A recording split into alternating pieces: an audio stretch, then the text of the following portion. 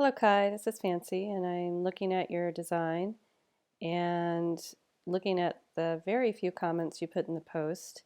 It's always important to, I see that you had Linda for critique, so it's always important to kind of let me know what was said if you don't have me for critique so I don't send you off in the wrong direction or a different direction. And so you said you use double visual pathways, gradating within, and one pathway is gradating through continuation. So I see your double visual pathways, and so to dark, here's a light one that may be gradating to gray. But I'm not sure that I see the one that's gradating through continuation or what exactly that means. What I'm thinking that means, or what you mean, is that your pathway continues even though it's broken.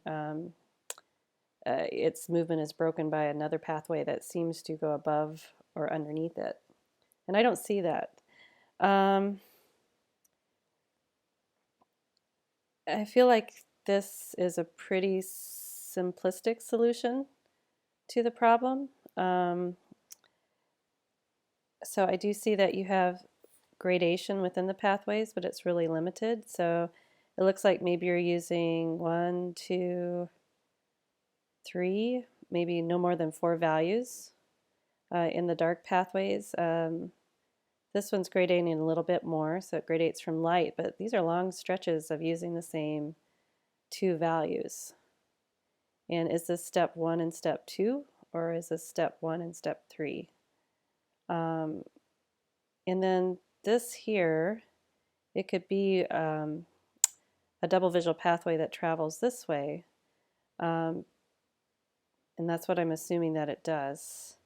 This one, maybe this is their double visual pathway that continues through continuation. So it starts here and goes under the dark pathway and continues here. But then we also have it kind of running into here. You want your pathways to be definite for the viewer to be able to follow them. So I don't know if this is a pathway or this is a pathway.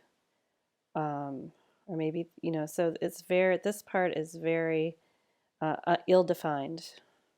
So you need to define these pathways and you need to gradate more. Not every pathway has to gradate the entire length of your value scale from the very dark to the very light, but you should have a couple of pathways that have an extensive gradation, and you don't, not for the most part. This is probably the one that gradates the most in terms of range of values. This is another ill-defined area, so you really need to work on defining these areas that are not well defined in terms of double visual pathways.